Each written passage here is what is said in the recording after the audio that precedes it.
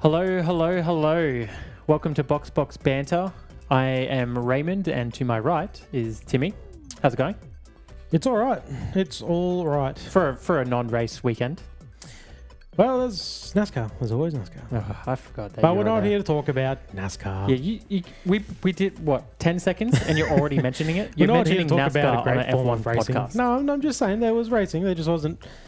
There just wasn't battery racing. I'll give you 20 seconds. Get it out of your system. Ben Gisbergen won. Okay. What does that mean? He came from. Sorry, it was my response. Not good enough. No, I didn't expect you to actually give me time here. He came out with 18 laps to go, I think. Mm-hmm. He came out 24th. That seems pretty mid-packish. Yeah, about 30 seconds off the lead, and Right. he mowed down every single one of them and finished 8 seconds in the lead. On pure pace? Yeah. They were saving Street fuel a track little bit. or oval? It was a road course, yeah. Okay, that's his specialty. Yeah, That's yeah. what he's famous for. But that's the greatest NASCAR comeback in history. Is it really? Oh, well, that's what everyone's sort of saying. I've been watching NASCAR for a couple of years. I've not enriched in the 75 years of history of the sport. The greatest comeback I've ever witnessed. Absolutely. I mean, come on. No one in front really pitted. It was a case of, they put the trust into him to use the pace that he has to run him down, as opposed to everyone else pitted with an awkwardly timed. Tell you what, if NASCAR, added more street circuits and reduced their ovals, they're in trouble. It's funny. Well, yeah, I mean, absolutely. It's funny. I love the ovals, and it's because I watch so much normal racing, Formula One, bit supercars, like GT racing, like everything I watch is and that's to me that's the normal form of racing. Mm-hmm. And then they just race on ovals, and I think it's more interesting to me watching NASCAR on ovals because it's like that's the only time I get to watch that type of thing, and it's very different. All right, well, to stay on theme, we won't talk about F1 yet. I'll pivot to the Nurburgring for the first time in history sold out for the 24-hour race.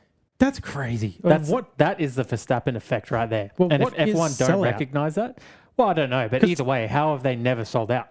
Like, it's a pretty Because famous it's like event. 17 kilometers long. Yeah, but I imagine that there's only certain areas where A, you can seat for grandstands, or B, you can throw down a picnic rug or a camper chair and watch. Whilst that is most likely true, Because they couldn't have access to just anywhere on the track. Because without security, anyone can just run on and. well, yeah. I mean, while that is true, you still got to assume it's probably double than what a standard track has because there is still 17 kilometers of track. Well, I'm just guessing. I actually don't know how long the track is, but. You're focusing on the wrong thing here. Oh, yeah. Well, I just want to know what the number is. I hate this sellout. Like, it's awesome. Yeah. Because I did see that. And it's like, wow. Like, that, like I said, the Verstappen effect. I mean, it's absolutely nuts. But give me a number. You are a stat guy. I'm a stat guy. Numbers do make you pop a chart. I love a stat. Yeah. It's interesting because Mark Webber came out, I don't know when it was, yesterday, day before, in defense of Verstappen. And like we know that he obviously he bleeds Red Bull. He was a part of that organization for a long time. And, there's a lot of rumors going on around his boy. We'll get to that later. But he came out recently in defense of Verstappen saying that F1 need to protect him at all costs, that the sport needs someone like this, and that he basically, him being on the grid, forces everyone else to elevate their game. Well, and that is true. Yeah. And I thought, that's interesting that he's come out and been quite vocally supportive of Verstappen, where a lot of the media has been basically daring him to quit. Yeah. I feel like everything has been like, well, if you don't like it, then fuck off. Yeah. There's plenty of other motor racing you can do out there. But then I think you see the Nurburgring 24-hour race sells out. People want to see, and like you know that provided the team don't make another dunderhead mistake in the pits, he's probably going to win. And over 24 hours, he's probably going to win by half a day.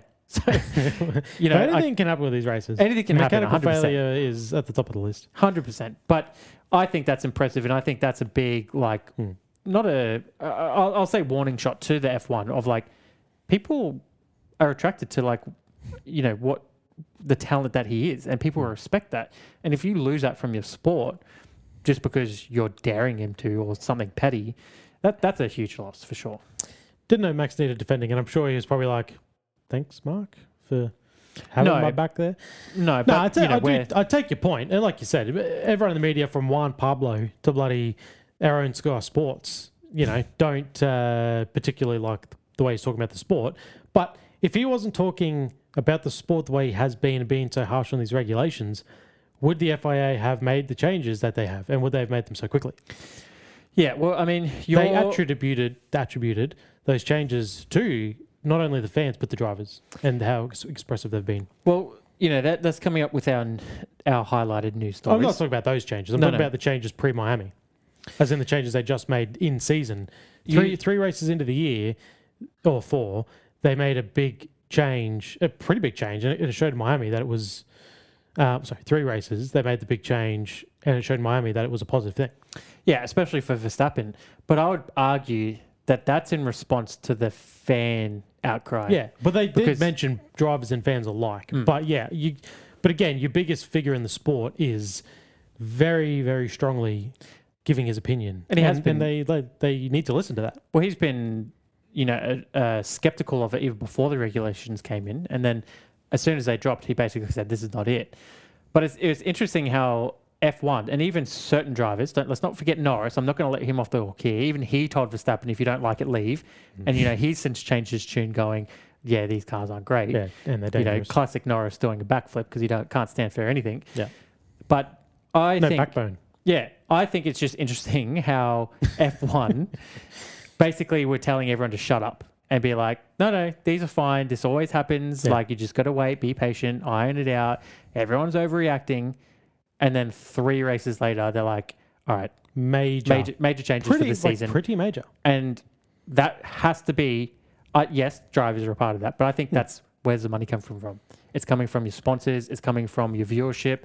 If people are turning off and people are basically saying, this is shit, I'm not watching this, your sponsors are going to start saying to you, like, what's going on here? What are we doing? Like, bit of crisis mode. So it's interesting that whilst they publicly haven't come out and said, yeah, maybe it wasn't the best move, we're going to make some adjustments to try and rectify that. They've kind of just implemented these things right after telling everyone to, like, stop talking shit. Yeah. So I think it proves that the fans were right all along. Right from day one that this was, like, very artificial racing. The overtaking was doo-doo. Say what you want about... a big problem. Yeah. All these problems that they were basically telling us that we're wrong. Yeah. Now they've decided to step in and rectify. And they can put it under any banner that they want. They can say it's in the name of safety. But at the end of the day, the only thing they care about is money. Yeah. And if people were turning off the racing, that forced them to act now. They couldn't even wait until the end of the season and go, all right, let's implement these things next season. It's 3 races, and they're probably lucky that 2 of those 2 races got canned. Yeah. So we didn't even get like a bigger pool of it, because I reckon if plus they had time to really analyze the data and see what changes they needed to be made. Well, yeah, if we had those 2 races, I reckon they probably would have lost more viewership. If you had like 4 to 5 dull races in a row with very artificial racing, I think people would have been like, I'm out for the season. I'm done. Formula One do not have a history of taking fan opinion on board and making changes, especially in that pace, which makes me just err on the side of caution of thinking that they are doing it now. Is all. I think you said yourself. All the tracks from here, probably halfway into next year, are probably already sold out. Fans have already bought their tickets. That's only a fraction. Yeah, all the money's coming the TV from sponsorship deal is already and viewership. The TV deal's sorted up until probably 2030. So that money is coming regardless. Well, I imagine that there's going to be certain benchmarks that they have to hit, right? But they'll hit them. Well, I don't know. If people are cancelling that, like Australia, I think is the perfect place to basically highlight this, because we don't live in the UK. I don't know if you have to pay for Sky Sports or how much that is or how accessible it is. Now, obviously, their viewing experience is way more in depth than what we get. Yeah. You can pick a driver. The red button. Yeah, everyone knows the famous red button. Red button Just to click the button right on board with any remote. driver you want. Yeah. I go to the App Store and it's like, sorry, this is not available in your region. Okay. Yeah. We don't have any of that. No. You can't use the Sky Sports app. You can't even use the F1 app. We can only watch it through KO. And KO charged through the goddamn teeth. And the new updates are shit.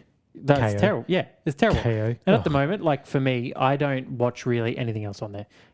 Half the time I go on to try and watch an NBA championship game, it's not even airing on bloody KO. It's on Amazon or Disney. Yeah. So I'm like, okay, that's probably the second biggest thing I would watch. Yeah. And then, the like cricket season, I was talking to someone about this the other day. You literally have 5 matches in Australia per year, test matches, and then that's it. Yeah. So you can literally just have your subscription over summer. Get a new email and a new bank account. Yeah. And just free subscription. Yeah. Get a free trial and then get out of there. So I don't think there's a lot of value there, but we're being paid. So basically, this is the difference between me and you. I forget you don't pay for KO. You leech your KO. Listen, besides that, I maximise my shout out to Dad, by the way. I maximise my viewership from the amount of sports I watch. We did discuss this off camera a week or two ago. And you don't even pay for it. Hey, why are you being like this? Okay, I'm sorry. You don't pay for all of your KO. Well, you pay for half of your KO. They'll cancel me. They've been trying to cancel me. Oh my god! A couple of you just every time I click on KO, they go, "This has been detected for password sharing." So we can delete that. Yeah. KO. I don't think KO. Their new update is horrendous. You know how many times I've tried to add favorites to the favorites bar and they delete every time? Because NASCAR never comes up. Well, this is the problem because I watch a lot of NASCAR and the O'Reilly series, 2 races a week I watch. Mm-hmm. They never come up in the live and upcoming section. They are never there, it's man. Too niche. But it ain't. But then I have to search it, and the O'Reilly never comes up. So I search it, and then I try to put him in my favorites bar. That way it's easier for me. Next time I go in there, deleted. Like I tried to put NBA, Formula 1, V8, it's all these things in the favorites bar. Next time I go in, they're not there anymore. It's like, okay. The new update. You poor bastard. Man. It's horrible. Anyway, the other thing I want to say, in regards to not talking about Formula 1, did you, in the sellout of the Nurburgring, do you know what happened at the 24 Hours of Daytona at the start of this year? And this is the problem with going to these races as a spectator. I don't know. I don't think I 6-hour fog caution. Yes. Because they can't red flag the race or they can't stop the race. They drove around, I think it was like 6 hours. But the cars were just circulating. The difference is that would have been in their winter. This is going to be in their summer. So they're probably not going to have fog issues. Well, and that's probably why they're having the 24-hour race mid-year. But the 24-hour race of Daytona is always at the same time of the year. Daytona is a different part of the world anyway. It is. Yeah. So I was just going to let you have that and let someone else call you out. Sorry, I thought you were still talking about... No, the Nürburgring's... I don't know what would happen there. But I just mean, like, that's the problem. You pay... Imagine that. You could pay whatever you pay. I don't know. It's probably not even much, really, to get trackside. But you commit 24 hours to sit there and be there. And then you have a 6-hour just watching the cars circulate in a caution. Mm-hmm. The same sort of thing can happen at the Nürburgring. Not to mention the fact you see the cars once every 9 minutes. You see Max go past, and then you have 9 minutes to chill till he comes back. Sure. But I don't really see how that's really that much different to Bathurst. Every 2 minutes you get to see the cars. You sit there all day, and I know you get to see... All day is not 24 hours. No, but you're camping there, 3 days? 4 days, yeah. 4 days. Yeah. 4 days you're camping there. It's the greatest week ever. I'm not saying it's terrible, but I'm saying I'm surprised you of all people are complaining about that. No, I'm not. I'm saying the fact that it's it further emphasizing how impressive it is. Okay. Because so you're on my team. You're on my team. You go to, again, like I said, it's not even money because I don't reckon it'd be that expensive because how many tickets are they actually selling to 24-hour event trackside? But you go there and you give yourself, like I'd be devastated if we go to Bathurst and we watch the race and you sit there and it's 3 hours of caution. Of safety cars, of slow laps. Like that's the risk of sport. Tricky. That can happen in any sport. You can buy a ticket. I don't know how many times. Sport is 24 hours straight. No, but I don't know how many times I bought a ticket to a test match and only got to watch half a day cricket. Because it rains. Yeah, because of rain. And you're blistered because the sun's relentless. Yeah, you still get sunburnt. Yeah. So you're miserable, you're damp, you're sunburnt, and you only got to watch half a day of cricket. And yet, I still buy tickets and go. See, this is the problem. I can't. I've never been. It doesn't fall in the right season for me. Right.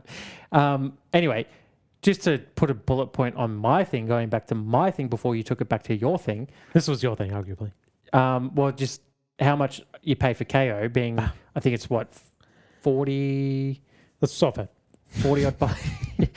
I've never once paid the bill. 40. You're asking people... I used to pay back when it was like $18. Yeah, that's right. You're asking people to pay like $30 to $40 to watch 24 races a year, minus 2 already, and then the racing's poor. And they admit that they're not they're contracted only to 22, I think, or 20. So it's actually realistically, besides the revenue they lose trackside and sponsorship, but they're not obligated to run those races. So it doesn't matter to Formula 1. Yeah, okay. Not running those extra 2. That's why they're not running out and we need to replace them because their contract only stipulates 20, 22 races. The extra 2 are just a bonus for the fans. Oh, lucky us. La-di-da. Yeah, and then they get cancelled because of some, Yeah. something. Okay, so the first headline that I will bring up, the official one, because all the other ones were just, just extra little cherries on top. F1 chiefs agree engine rule changes for 2027 to be the 50-50 power source split. So, do you remember what it is now? Is it 70-30? No, right now it's 50-50. No, but what it was before? I don't know. I don't remember. Okay. Probably sounds plausible. Yeah. So, thoughts on that? Yeah, so it's 50 kilowatts 50 kilowatts back into the internal combustion engine, 50 kilowatts obviously out of the battery. These things make 1,000 horsepower. So they've effectively gone, instead of 50-50, it's like 49.5, 50.5. So Right. they've really, I'm not really sure what it, it's basically putting another Capri engine in the back, another 50 kilowatts. Right. I don't know. I don't really get what I'd like to see. I don't know. I don't know what it is. What really it does besides they get away from, we have a 50-50 split. They can say it's just getting rid of all the super clipping issues. But it's only 50 kilowatts. That's what I don't really understand. Like they clearly can manipulate what they show with these upgrades they brought before Miami or the changes they made. They can clearly manipulate these. Like the splits, the divide between the two. No, that'd be hard. No, I see why that has to be done by 2027 because to actually allow the engine to produce 50 kilowatts more, it's going to take some tuning, maybe some actual changes to the engine. But the way they've able to change the amount of battery usage, the amount of super clipping they require, those are parameters they can clearly change at will. Right. So I don't know why they don't just kind of hone in on that. Where they just go, what's the worst track for super clipping? Probably Baku. Let's make the car just chef's kiss. Perfect amount of battery deployment there. Every other track, you're guaranteed to have no super clipping. Tracks like Monaco, okay, you're just going to have just crazy amounts of battery. Get back to the government or something. Cash in on your rebate. Yeah. Just do something else. Yep. Yeah. But make the cars work at the worst track. Yeah, what's the most extreme version of it, and then cover that. And then they work at every other track instead of. It does make me wonder, like, we've mentioned or we've spoken before about the sport, how it's supposed to evolve, and in my mind, you're supposed to get like faster and more hit higher levels of like pace and grip and whatever. If you've worked out this way to like get the most out of a battery and the most out of a combustion engine. We saw in Miami, was it the Haas's were top speed at like around 350? Yeah. Like, is there a world where we can hit that Baku straight like 380? With those combined. The faster you go, the more wind resistance. You really do max out at some point. That's what I mean. Like if they've developed these batteries to really just give them so much more horsepower, and then they're pairing that up with a combustion engine, like surely that is like a good trade-off. Like it's not the ear-splitting sound of the V10. You don't get the smell of fuel. You don't get the fear of death put in you when they fly past you, and you think that they're going to explode because how can they not? Because they're hitting whatever it is, 12,000 RPM. I don't know if that's 17,000. But if you're going to a track and you're seeing a cars race wheel to wheel at 380 kilometers, then you're just like, I don't think they want them to go that fast. That's what I mean. Like that's almost. Like, all right, that's something I'm paying money for. Yeah, that's what I'm saying. Top speed aside, if it's slow the deployment down, so we see the battery's just drain gone, right? Slow the deployment down to go. All right, that straight from the time they exit that final corner and they slalom, and that straight's 18 seconds. I want to say 20 seconds. Make the battery deploy at that speed, where you'll still gradually get more speed, and you'll max out before you hit the brakes at 350. You're at 350 for less time, but you're not super clipping. You're gradually increasing your speed. The draft to be awesome. That's what I feel like they need. And then, like I said, they make alterations race to race, which may be harder to really nail. But even if that's now your goal, that is the baseline for the car.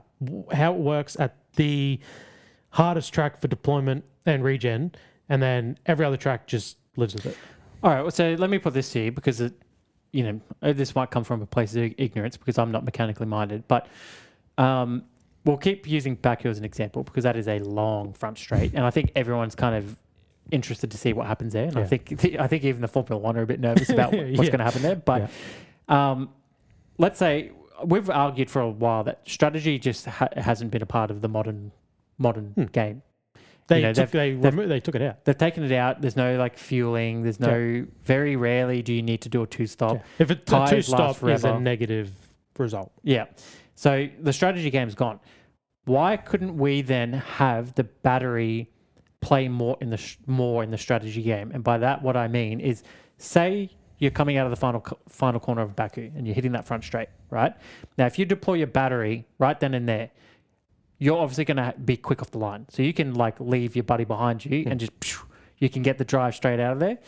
But let's say you only hit a top speed of 340 because you drain your battery, the combustion engine chops out, your top speed is 340. So at some point, maybe halfway down the straight, you're now max speed. You've turned into a Toyota Camry. Yeah. But then the car behind you, right, doesn't deploy the battery. It hits basically top speed at its combustion engine and then hits the battery. And then at the back half of the straight, now they're hitting 360, 370. They've topped out and then they've found an extra horsepower, like a boost. Right. And then you can sort of play the strategy of like, all right, do you want to get out of the corner quicker and like try, and defend further down, or do you want to save your top speed and come back, more? And I know Baku is a long straight, so not every track has this, but couldn't that maybe be a piece of the strategy puzzle? Well, you've seen Fast and Furious, right? Yeah. Too soon, Junior. Yeah. It's basically a NOS button at this Monica! point. Yeah. Too soon. Yeah. Manifold overheating. Yeah. Let's not get into it at all. So Formula E. So I don't watch Formula E. Let me just I've never stake my claim right now. I do not watch Funnily enough, I've watched more, I don't know what's called, the female Formula version. Formula W, maybe? I don't know. Yeah, whatever that is. Yeah, no. Funnily, I've watched more laps of that. I've never watched Formula E like in my life. But occasionally I do get something come across my TikTok. One that did come across recently was, so they must have, kind of like fuel in a Formula car, they have a battery that expels over the race. And you have to manage... No, the charge. You have to manage that, and obviously you can't recharge mid-race. Yeah. And you run the risk of running out of charge, and your car just stops, and that's it. Right. So you have to manage that.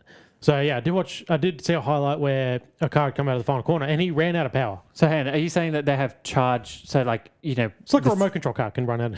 No, I know that, but like, so say in Formula One, they're fueled up for 300 kilometers, right? Yeah. That's all you have. Yeah. Is it the same thing, or is it lap to lap? Like no, that's what I'm saying. It's the same thing. Yeah. So they have a charge that get them to 300 kilometers. Gets them, and there's a bit of management involved. Right. Maybe that's what Formula need. Not that, but the boost element. Like it's limited. Like you only have so much of it to deploy over a whole race. Say it still regens, and you can still max out what you have, but you only get. Say in Baku again, you get 20 seconds. Say you there's 5 laps there where you don't have it, and you got to manage it. So you wait, so that allows a strategy. So you go, or do I use it in defense, or do I let them have it and just try and stick with them for a couple of laps, and then I'll use one. So you only have essentially, I don't know, Baku's 50 laps. You only have 40 laps where you can use it down that straight. Something like that. So then you get that bit of strategy. Do you use it to run like hell? Do you save your cookies to the end? Obviously, you'll only use it when you need it. Do you use it to get the fastest lap if they still have points? Like that would open a bit of strap. So you could just use it all, and then like you're done. Like you use all your tokens, and that's it. Yep. That's an option. I don't know. So, but again, that's gimmicky, right? But it allows a little bit of strat. I don't know if you remember much of the Miami Grand Prix because it was an ungodly hour, and man, I was written off all day after that. Okay. But remember when we were watching and Charles Leclerc went off. He made a mistake. He went off the track and Piastri passed him. Yes. But then Charles just out of nowhere drove past him like he was standing still. And we were like, what the hell? How does that even happen? He made a mistake. He had no traction coming out of the corner on for that straight. Oscar completely cleared him. Yeah, had a perfect run. And yet somehow he's just done that. Now, I didn't realize until after that, but Piastri actually highlighted that. And he actually, when he saw the replay or whatever, he said there was literally nothing I could do. Yeah. He was just a passenger. Yeah, you just get out the way, so you don't get hit. Yeah, and I was thinking about it after, and I was like, how does that even happen in this sport? How can someone make a mistake? Yeah. So we spoke. And I think we they're not spoke about essentially this on the pod. Well, I don't remember. I was so tired. But they're not punished, and like basically, like it didn't have any effect. Like he made a mistake. Yes, he didn't hit the wall until later in the race, but he made a mistake, and yet it didn't really like affect his race. Yeah. Someone actually said to me that it was probably because he didn't deploy his battery. Yeah, I said this. there. Too. This is what we've talked about during the episode. You know, I don't listen to you. Oh, clearly. I don't even know what you're saying earlier. Just now. Yeah. But yeah, so maybe he had all of that battery reserve, whereas Piastri had used his, so he's just to undo the mistake, deployed it there. Yeah. I hate that so much. Yeah. I hate that so much. So that's what I'm saying. Like maybe because Charles not meant to go off, they were out of sync with their battery uses. Because you're the second so car. You were the somebody. You're confirming right that's now. That's what I'm saying. Yeah, because he's got the draft, so he's maybe already used his battery to stick with the draft. So then expecting Charles to use his battery, but he's in his draft. But then because they done the old switcheroo, Oscar had lost his draft and he'd already used his battery. So then Charles was like, well, I've got my battery because I was going to use it in defense, but you're going to tow along with me. That was my theory and how that happened. And like you said, that does mean your mistakes aren't punished because you can undo them. Because you can undo them because the other driver had raced you in a certain way, expecting to still be behind you, entering the longest straight on the track. It is literally like Mario Kart when you get like shelled. Yeah. And then you're like, oh, fuck. And then you just bang, you hit a mushroom. And then you undo it essentially. And you're like, oh, sweet, we're all good. It's funny. They say the same thing about NASCAR these days because they used to be a 4-speed transmission. So they would just run around. And I'm just saying, they complain about the same things. They used to just run around 4th gear all the time. But now they have a 5-speed. So now they say, if you make a mistake in a corner, what you see drivers do now is just downshift, as you would in like a road car when you're getting a bit bogged down, and drive out of it. So it's, That's great. To be honest with you. So great. Yeah. But it's the same. It's the same thing. It's mistakes aren't punished. I just like talking about this. Okay, I'm going to move on. So earlier in the week, or I guess technically it was last week now because it was Miami. Sorry. Since we're talking about Miami and the last episode, I want to clear some things up because we have. I guess I have because I've been dealing with things these days lately. I like that you think that these haters are watching us. They're not watching us at all. But I just want to we recorded that Miami Grand Prix 20 minutes after the race. If that, yeah. And we knew there was a risk of information coming out post-recording. Mm-hmm. Like Charles getting penalised. Jesus, do I not expect Charles to get a penalty in 20 seconds, Max to get a penalty in 5 seconds? And then the biggest kicker was Liam Lawson had a gearbox failure, apparently, that pushed him into the Alpine to tip on his lid. Apparently, so they say. We have been crucified, which, mind you, every one of these people have had NZ in their title, of their name, of their profile, go figure. But what irks me the most was this not out of character for Liam Lawson? That if it wasn't a for me gearbox failure, I know it was, sure. If it wasn't, like what we saw on screen, was that not something you would expect and have seen from Liam Lawson before? Oh, yeah, absolutely. 100%. That was my thing. Yeah. It's like we were speaking without not like he's the got information a perfect record and This knowledge. was out exactly. Of like, out of character. He's never done that before. Like, we had it was terrible watching. Look, the way we're watching it and the audio. So we didn't, it's hard to pick up. I was curious why he didn't drive away after flipping Pierre because he kind of just stunted. I don't know if you could tell then his gearbox was failed, but we didn't detect anything. So we were talking from the heart, watching as race fans what we saw, and that's all that was. And we were people delete this. It's okay. We were speaking from the heart. What we said at the time was genuine feelings. Yeah. And nobody who watches Formula 1 should be surprised if Liam Lawson did that without a mechanical failure. That's all I'm saying. Yeah. It's even funny too because it's like it's not like he went on to score points or whatever. He DNF'd. What are you defending? Like, yeah, exactly. Yeah. And if he didn't have a history of it, again, if this was like who's a clean driver, it's tough. Bottas, he's pretty clean.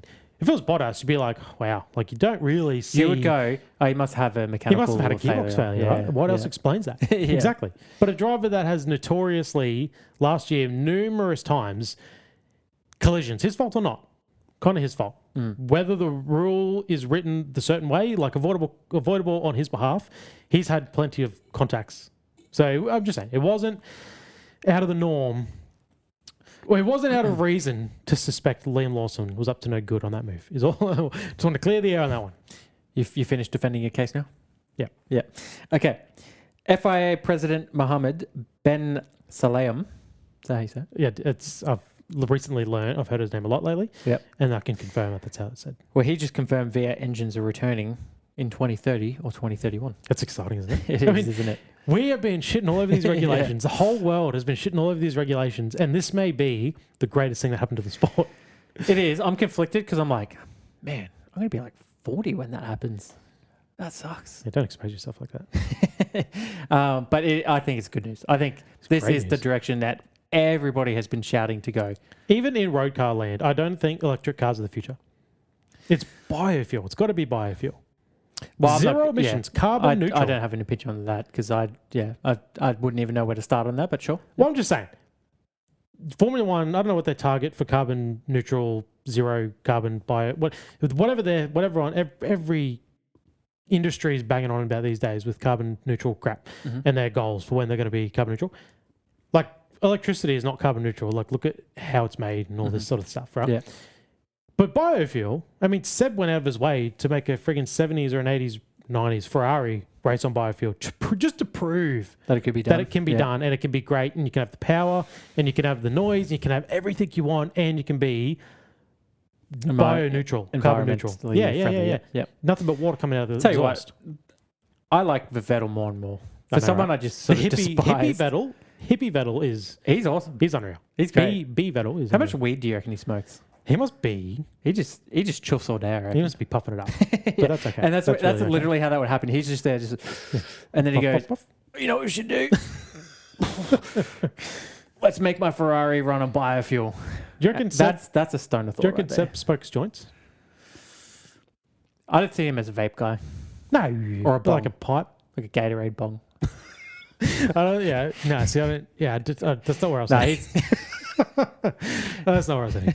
No, I was more of a He's a pipe, surely, right? He's a pipe smoker. Yeah, or like a I don't know, but maybe like a you can turn him into. Like, I reckon he's one of those stuff going on, like shisha. Gummies. One of those things where it's like you put the thing in there and you got the you put the weed in the coconut. One of them. no, it's the shisha. You know what? I don't know. But yeah, anyway, it's got the yeah. What are you smoking? How do you do it? We know what you're smoking, but how? What's your? But that's you're right. Turning your Ferrari into a biofuel machine. But just to prove to a sport that's forgotten about what we should be doing in the future. Yeah. I mean, what's taken Formula One? I don't know if I think you know what. I think I heard that. I think Formula One runs on biofuel now. This is shades of that 70 show where he's like, runs on water, man. Yeah. I'm telling you. Yeah. God, we've gotten off the rails, man. Yeah. Anyway, I think they run on bioethanol now. So they're definitely going to be running on biofuel with these V8s. I don't know if they've confirmed or not, but they definitely will be. But like, how has it taken this long? That's always been there. That's always been an option. And again, I know the real world's heading in electrical ways and motorsport follows the real world or the motorsport dictates the real world, however you want to look at it. But I don't think electric cars are the future in the road anyway. So maybe this is a cheeky sign of what's going to happen out in the real world. Yeah. But the best thing is, as well, with all this, is I think it was the Kim Ullman, maybe. Oh, yeah. I think he brought this up. And it's a great Aussie point. photographer dude. Yeah, it's a great point. He wears bucket hats and jorts. Yeah. He's he brought up the fact that teams like McLaren make a V8 in the real world. Like Alpine or Audi, like Audi make their own engine now. But like all these other teams now that have been customers, they make V8 engines out in the real world. Like McLaren don't make a super crazy hybrid, ridiculous engine for their road cars. So they don't have anything to make for a Formula 1 car. So it opens all that up. So what are you getting at? That McLaren might actually make their own engines rather than buying them from Mercedes. Yeah. I mean, at the same time, they've never done that in the past. So there's no reason to think they would. But they could, right? I don't know. I think it's the best thing ever. And it sounds like a short thing. He said, as Ben's words, Mohammed, Ben's words were 2031, 100%. It's happening. It's up to the FIA, which, by the way, hasn't he been so quiet? He has. We really haven't heard much from him. I think he came into power in like 22. Just quiet as a mouse. Never heard a word from the guy. Yeah, I don't pay a lot of attention to him. But nothing, right? The swearing is probably the biggest thing. No swearing and the jewelry. Yeah. There's been some weird things. Yeah. But then all of a sudden, he's just like, let's fucking turn this shit up. V8 engines, you know, all these mid-season changes to get shit on the road. Like, I'm starting to like this guy. Maybe he's like, that's like the Arab in him where he's like, the future is oil, not batteries. Well, smart. Yeah. That is smart. Yeah. He's choosing a side. He's like, none of this 50-50 shit anymore. Yeah. We're oil. Although, like you said, biofuel. Yeah. It's still oil in the motor. All right. Next, I believe you have a piece of news that you want to talk about. Well, actually, yes. So this is Ben as well. So I might have just stepped on my toes a little bit just then. But yeah, so Ben, actually, no, yeah. Ben Sulayem, the as we've just spoken about, the president of the FIA, same Ben, believe it or not. Another one. Yeah. I'm familiar. He has released a official investigation into multiple teams. So Red Bull and RB. And then he's looking into a potential link between Mercedes and Alpine. That one... So he's looking into those 4 teams? Well, yeah. And he says that it's not right. He says it shouldn't be happening. They're working together? No team should have 4 cars, is effectively what he's saying. Right, okay. And it's like... Because it's working out so well for Red Bull at the moment.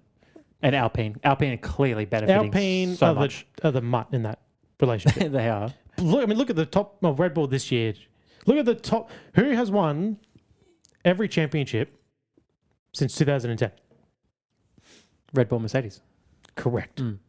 And what they're benefiting from... But not their sister teams, right? No.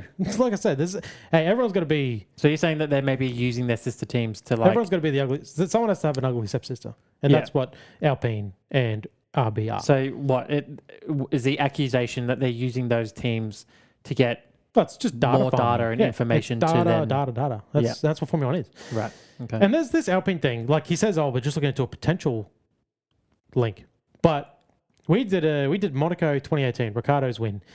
And during that race, was it Gasly in the Alpine? No, it wouldn't make a lot of sense. I can't remember who it was, whatever team they even were at that point, Renault maybe.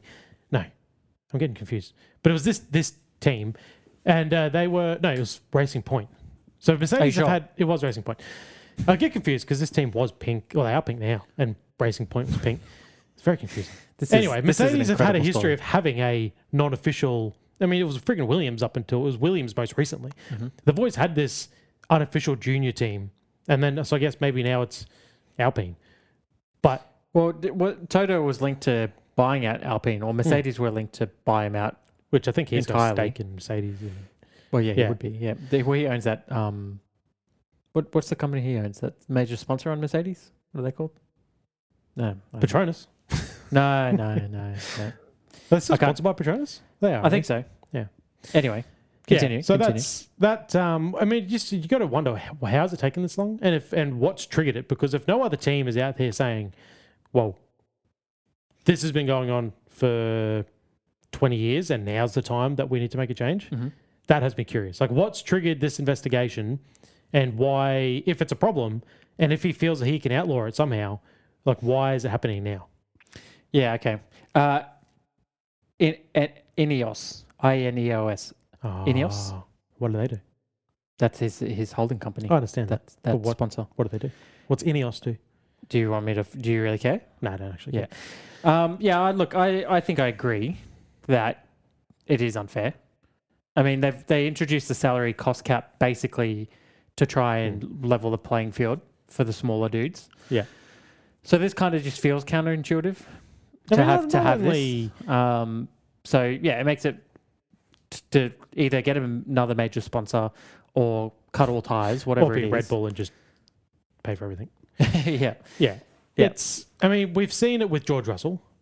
Mercedes were able to use Williams like dirty little sluts to just be like, take this guy. Take this guy for us so we can keep him on the books. George too.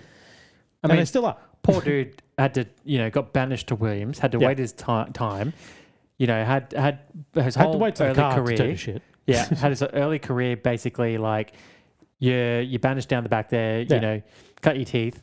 Finally gets the call up to the big team, and then you know, this kid that they've been breeding in the Mercedes factory, comes out of nowhere and is just smoking him. Yeah. So regardless, they used Williams, and this is a benefit like Ferrari. They don't really have another team, so if they want to take a risk on a young guy, they have to take a risk and put him in the big car and sacrifice points. And it's just a risk that Ferrari aren't likely to make, and they didn't. I mean, again, they kind of had the Charles thing with Sauber, so this is not really new for any team. But Red Bull have 2 whole cars. I mean, Williams can probably promise 1 car to Mercedes, Sauber, so Ferrari don't have anyone now because Sauber are no longer Sauber. So Ferrari don't even have a choice anymore. But they maybe, again, had 1 car they could use. To be fair, I think if Ferrari focused more on one team, they might actually have a bit more success. I don't think they're focusing on Sauber. I'm just saying they had an opportunity to not have to go, all right, here's a rookie, let's put him in this car and sacrifice Ferrari, sacrifice the Ferrari name, sacrifice the points they could potentially earn from a second good driver car combo. You know, Mercedes took that risk last year, and god damn, is it paying off this year? But that's what Red Bull have, is they have had, and they've just not hidden the fact, obviously, that is purely, that team is so they can develop drivers, they can develop engineers, they can develop bloody team principals. So once these people are ready, they can move up to Red Bull, and they've got a fully experienced inbred factory of people. They're not green. They already know how everything works. They already know how Red Bull works. They already know the people in the family. Like, win-win. I think, so I'll use that to pivot to, because we'll stick with the Red Bull news. But real quick, I'll just say, I think that's why I find it quite interesting, guys like Jean-Pierre Lembizzi. Yep. Just say JP. That he has made the shift. Because, like, I guess it surely as an engineer or whatever role he's going to take now would be similar to a driver where you're so used to one type of system and one sort of how things operate that late in your career, because he's been in F1 for like 20 years. I didn't even realize he'd been there for so long. But now you're shifting to a whole new team that has a whole different structure and culture and stuff. Yeah. I do wonder, like, are you set up for success, or are you now just kind of going to be on your back foot a little bit because you haven't come through the system, you haven't been there for years. Yeah. It's going to take a bit of getting used to. It's probably fresh ideas from both sides. I mean, anyone would love to get someone from Red Bull just for their knowledge. Yeah, yeah. And then at the same time for him, it's like you've been doing it one way. It may be the best way, but you've been doing it one way for so long, you might go to another team and all of a sudden you've got more freedom and you've got more opportunity to learn and adapt. Yeah, so you have your ideas, listen to it, whatever. So that makes a whole lot of sense. But as far as him leaving, it's also, like I said at the time when the news broke, it's like the ugly 8th, 9th season of a sitcom when everyone's kind of gone. And it's kind of like, it's time. Yeah, it's like the person who was like the 6th lead is now all of a sudden the main character. Yeah, and it's filled with a whole bunch of new people and you're kind of like, oh, I don't really like it. And then everyone else just bails and then it's over. And that's what's going on with Red Bull at the moment. So speaking of Red Bull, now I'm sure you've heard of this. The rumor mill has just been churning. And like, I remember last year when, you know, we were some of the loudest voices crying out against some of the injustices against Piastri. And there was a lot of like chat around, oh, there might be a straight swap between him and Ferrari and Charles. And, you know, like there was a lot of chatter around, you know, he's not there to be a number 2 driver, but he's kind of being treated as a number 2 driver. And now, you know, he might be looking for opportunity elsewhere. And we spoke about it. It could be in Aston Martin. It could be Ferrari. God, thank God it wasn't Aston Martin. Oh, no, imagine that. Imagine if we were sitting here and that happened. And after we were saying last year, like, that's where you want to go. Yeah. Thank God. Dodgeball there, Oscar. But there's a couple of things here. So first one is Red Bull have said that they are targeting Piastri as a possible Verstappen replacement. Have they? Yeah. I've not heard this. Well, they've said that they've officially said if Verstappen does leave Red Bull and whether he leaves the sport, ifs and buts, and whether he does want to go to McLaren or wherever, does not want to leave the sport, they have no interest in Piastri. Is that what you're saying? Well, why would they? They've already got the best driver in the grid. Piastri. Yeah, but they have a second car. Yeah, but I'm just saying Piastri's not going to be a number 2. Piastri is only the leaving. Second option right now. But he's only going to have just shut the fuck up for a minute. He's only going to leave McLaren if he's guaranteed a number 1 seat somewhere. Why would you then go to Red Bull and be the wingman to Verstappen? It's not Red Bull's. McLaren, as far as I'm concerned, McLaren right now are treating him as a number 2 driver. And I think he now knows that. Because look at whatever adjustments they made to that car going into Miami, clearly are made for Norris. They're not made. Are you trying to upset me? This is a week off. This is when I enjoy Formula 1 the most. Hey, when they're not on. You bring up NASCAR every week. I'm going to bring up Piastri. No, we can talk about Piastri, but not the yucky stuff. Not the fact that McLaren are clearly still sabotaging. Well, we have to. Look at how was he 25 seconds off the pace of Norris after looking pretty rock solid, fending off George Russell in a much better car than him in Japan. The upgrades are there to suit for Norris. Yeah. Yes. And I think that if he didn't understand that last year, how does he not understand it this year? That the car has clearly been tuned more to Norris's driving style and not his. So he's either going to have to be forced to adapt and always be a step behind now, which is what happened last year at the end of the season when conveniently they brought in upgrades right when Piastri had the championship and was looking like he was pretty set in. And then all of a sudden, sorry, you have to take these upgrades. There's no ifs or buts around it. You're ruining my Monday night. Hey, I'm going to speak about this. If Mark Webber's not, I'm going to point this stuff out. And I think that's why the rumour mill is hot. But you got Mark Webber, who's clearly very close to Red Bull. And I reckon... So why is he trying to keep Max in the sport? Why is he trying to defend him? Well... He should be like, get this guy gone. Well, you don't forget he's taken a reduced role in Piastri's camp. But, I don't know. I don't see really much benefit of Max staying at Red Bull. I reckon that, like, all of the core group of people that he was with, that he was coming through Red Bull with and had all of the success, they're all gone. So that team looks like it's on the downslide than on the upside. Right now, you want to be in a Mercedes, which we all know Toto has a hard one for him, and he could probably go there if he wanted. But they've now found this super kid. And I would be very surprised if they would want to do anything to upset him. You've got essentially the next generation Verstappen on your hands. The next gen Vettel, the next gen whoever. McLaren seem like it's the best bet. Him and Norris have a very close friendship. They're buddies. They're always kissy. That would be an interesting driver pairing. And, we know that McLaren have a lot of money and they would happily probably fork out for someone of Verstappen's fee. And then Ferrari's probably your next best driver. Red Bull are probably the fourth or fifth best car right now. Yeah. If Verstappen's going to stay in the sport, I'm assuming that he wants to be in a winning car, right? That's why you're there. We see what he does with a subpar car. He carves up the whole field. He's still, I think, out driving what the car he has underneath him. So if he gets an opportunity, he links back up with GP and McLaren. Where does that leave Oscar? The perfect place would be number one driver at Red Bull. You're right. But my problem is the team tells you, we want you so bad. We want you so fucking bad. But only if Max leaves. If Max doesn't leave, we don't want you at all. We don't want you. We know we got three other cars. Hang on. We know you have three other cars. Red Bull didn't come out, strip naked and go, here, we're ready. Come get us. I'm just saying. You're talking about Oscar, does he want to be a number two? Red Bull are not even off. Like, you'd say, yeah, we want you. Like, we want you bad.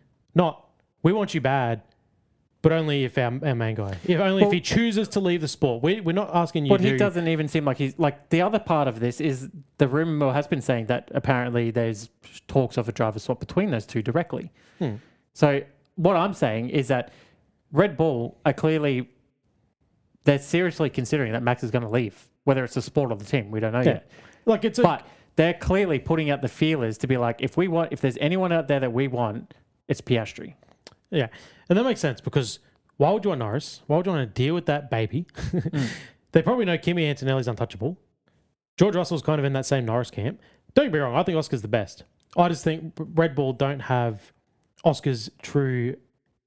I would take that over the bullshit that's going on with him and McLaren. Yeah, but you don't think that they love Hadjar over there at Red Bull? You don't think if it happens next year, Hadjar's got a whole year in this car, plus the year before, you don't think they maybe angle that?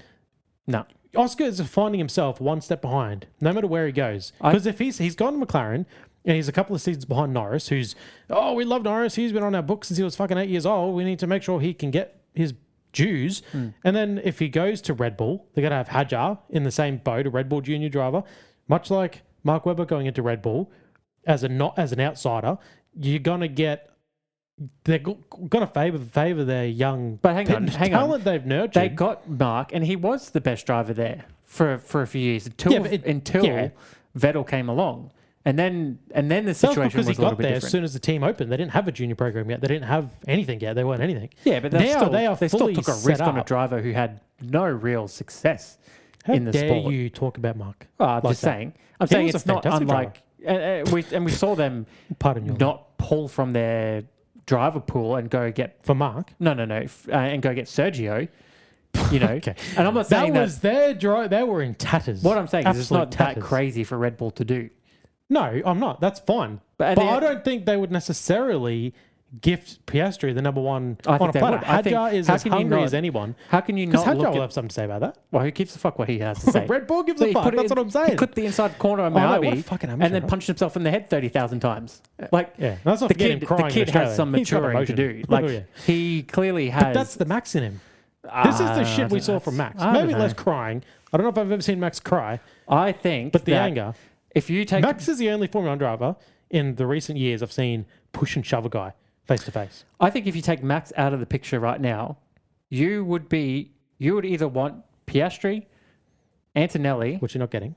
and maybe Norris. Which I don't think that's true.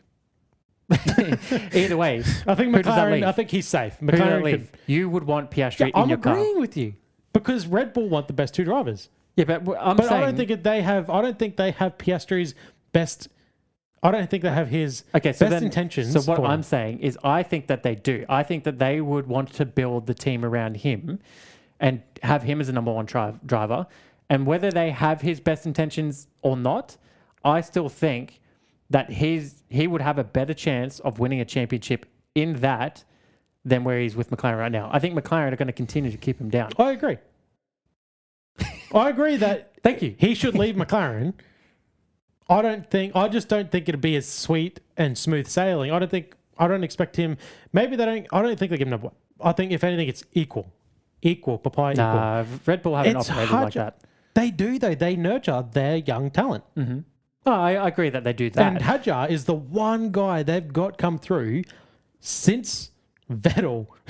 He's their second. Oh, sorry, since Max. He's their third success story in their history, their 20-year history of this Hadjar. ability. Hadjar. Yeah. What's successful about him?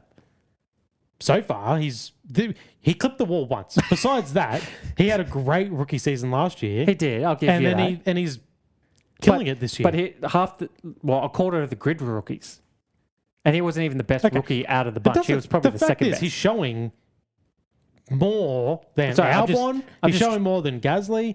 He's showing more than all these other people, and he's showing like he could be in that seat. You And know- I don't think they want to write off another junior driver, which they will if they bring in Oscar, and everything's about Oscar, and we know how fiery Hadjar is. It won't work, and then they risk losing another junior driver and how that looks, and then I just don't think they risk. I don't think Red Bull have any shortage of junior drivers. I think They have a significant shortage of good ones because they keep fucking them. No, I don't see any world right now where they either give Hadjar equal billing or higher billing than Piastri if it was to happen. I But just we're don't see talking it. about it happening next year. Like I said, Hadjar has 2 years of Formula One. Look what Oscar did in his third year. Mm-hmm. Hadjar be coming into his third year if Oscar was to go there next year.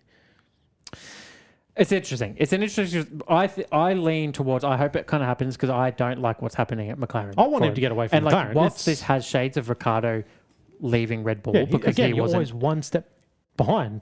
As soon as he leaves, like he's going to be one step behind Norris unless Norris leaves.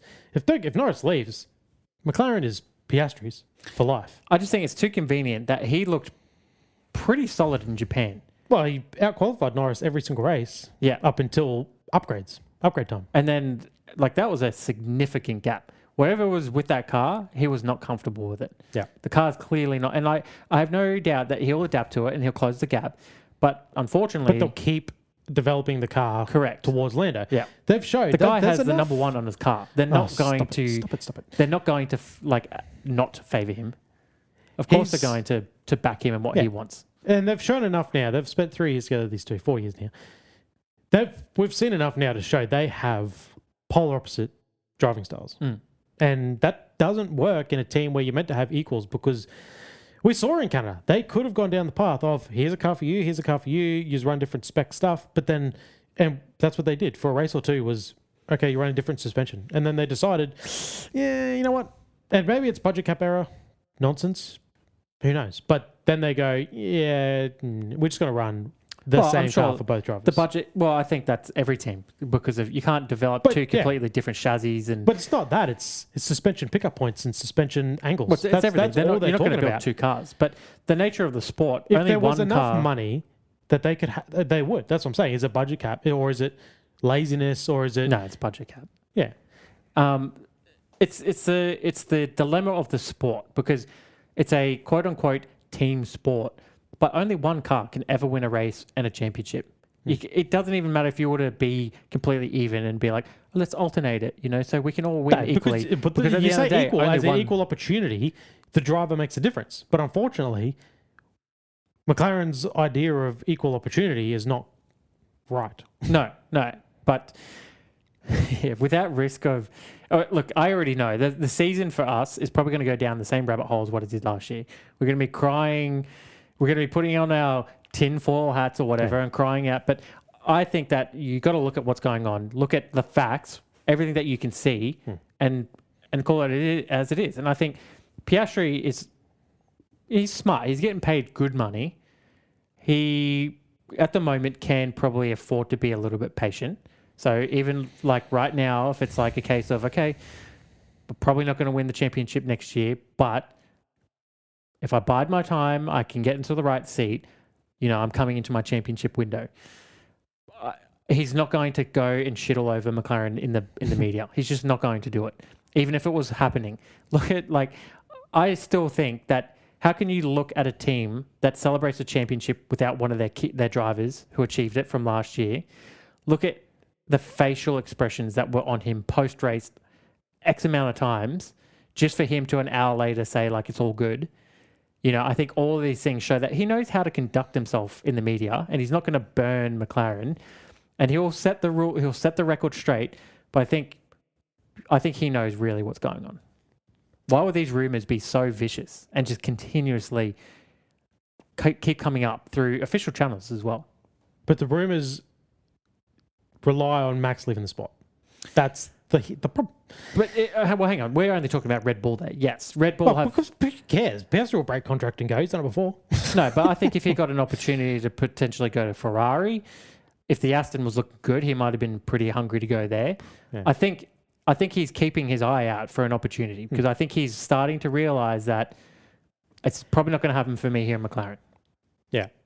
Even though he might come out in public and say that that's not the case, because that's what you have to do. Exactly. So look, Senna wasn't patient. Schumacher wasn't patient. No, and Hamilton wasn't patient. And I would argue that Piastri's biggest weakness was he wasn't selfish enough last year. All of the most successful drivers, especially ones that have won multiple championships, were selfish. And impatient. Yes. You don't wait. You don't know. You live with. You don't know when your next opportunity is. No. You don't sit there and go, "Oh, it'll always be next year." Look at Ricciardo. Look at that beautiful young hotshot he was. Okay, now you want me to cry. Is that what you're trying to do here? All right, that was a good little powwow. Yeah, that kept us going for another week. Yeah. What do we got next week? Canada. Oh, Canada. So it's at 2:00. So safe to say, I'm probably not going to live stream that one. That was brutal timing last week. That was actual genuine hard work. Yeah, that was the hardest I've ever worked in my life, I reckon. Yeah. But yeah, we'll have the normal pod. I think any of the half decent races, we'll get together and we'll live stream them so we can hang out and chat with everyone. But these 4 a.m. ones. Canada, that ain't it.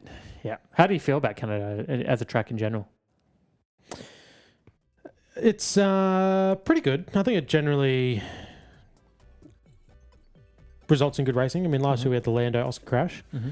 The first track they came to where they had real weakness. Yep. So we'll see if that trend continues for the dominant cars this weekend. But it's fast. And again, it's got a long back straight. So we'll see how this super clipping nonsense carries on. Yeah, well, I look forward to seeing it. And, it's probably tough to overtake on. So again, we'll see how these regs may alter that. Yeah. But because it's fast chicane, like you have that hairpin, that's pretty well it. Yeah, I get the feeling that we might see a few cars in the Wall of Champions. Yeah, and the walls are close. If they don't have the same level of grip from last year. So it was bloody snowed in last week, I saw. In Canada? Yeah, this was on picture. I might have been duped. But I swear maybe it was a little bit longer than I thought. But yeah, I saw if it was all last up. We're be coming to their summer, so I can't imagine. I was like, maybe I've been Anyway, Canada next week. So thanks for hanging out with us, especially if you've made it this far into the video. We would absolutely be delighted if you could just press the like button. Like, comment, share. The subscribers have been ticking over again, so somebody's listening. Thank you. Yeah. I mean, to be honest, lately, it's actually been like 90% of our subscribers, like 90% of the views have come from subs. So if you're subbed, it's great. Most people have. Yeah, we love having you here. Share to the people who aren't watching for some reason. Yeah, and flick us a comment. We love to see who's watching and where you're from, and how on the ball we are, whether you agree with us or not. Always love to hear it. Yeah, I feel like we're pretty. Oh, we're the best there ever was. We're pretty awesome. Yeah, so pretty spectacular. Yeah. If we don't say so ourselves. Yeah, so, yeah. Best, if I can get you to shut up about NASCAR, that'd be nice. So hey, if people are still here, comment. Let me know. If you want me to stop about the NASCAR, I'll stop about the NASCAR. But yeah, we'll see you next week. So all right, see you then. GG's. Goodbye. Goodbye.